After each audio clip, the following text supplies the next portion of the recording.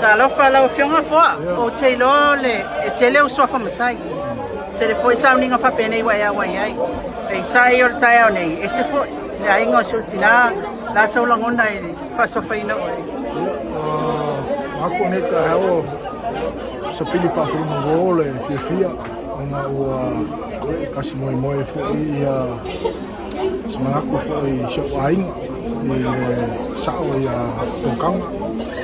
fa pe fu i semana ko kama ya lau pe fu ai na ko ia mai ni fa mo yang mo ka ka wa wa le ka ku mai ma ko a me si so ki na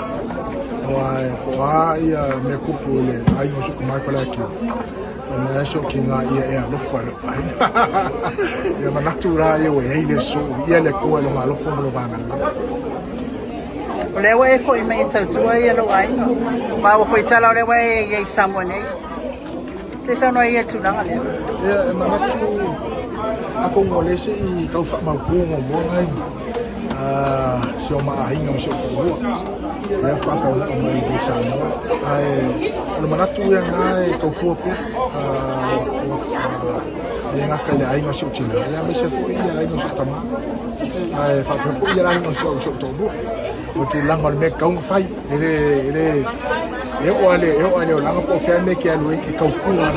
yo me ala ko mai sa yo tu langa na ra Paftai lava ole se tu langa te fia sa no ia te sai ole se